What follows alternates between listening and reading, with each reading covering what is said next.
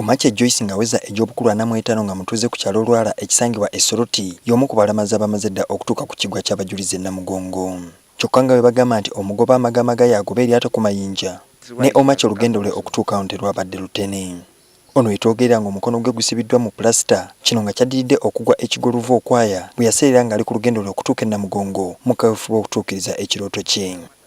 Leawudo racho moro ikumakanga sinani pia uda maro ruot rubangana karachel kede Yesu Kristo newankubadde nga nafuna akabenje Katonda wange yantuusizza wano. Awuda kangasni pi Yesu Kristo.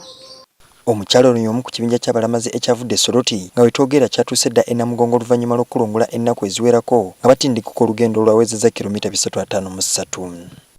We walked all the way from Luala up to Namugongo, and we spent all these days from the 16th to the 25th.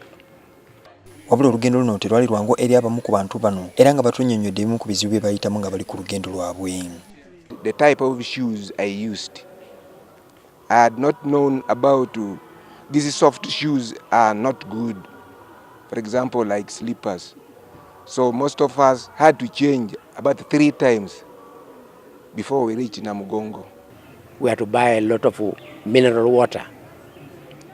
And as we had 3 groups, the youth, the middle age, and then the young.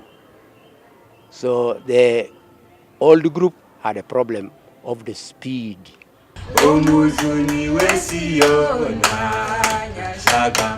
Ng'oggyeko abalamazi okuva mu bitundu by'eggwanga ebitali bimu, abakulu e Namugongo batutegeezezza nga ssabbiiti ejja bwe basuubira ekibinja ky'abalamazi okuva ebweru w'eggwanga. Okusooka tusuubira okufuna abatambuza ebigere. Abalamazi batambula okuva e Kenya, okuva e Tanzania, okuva e Rwanda, okuva e Burundi, okuva mu Congo, okuva e Sudaani, era abo tubasuubira okutandika n'olunaku lw'enkya. Zo enteekateeka z'okuyooyoota ekiggwa zigenda mu maaso nga mu zino mwe muli okudabiriza ekifo awayimbirwa mmisa so nga n'ebyokwerinda tebisuuliddwa mu gguluka. Mulaba nti waliwo ebigenda mu maaso, tusiiga langi, tukola repairs, waliwo ebirala ebipya ebizimbibwa nga buggwe wa kayanja. Twagezaako okulaba nti twewala obubenje obuyinza okugwawo.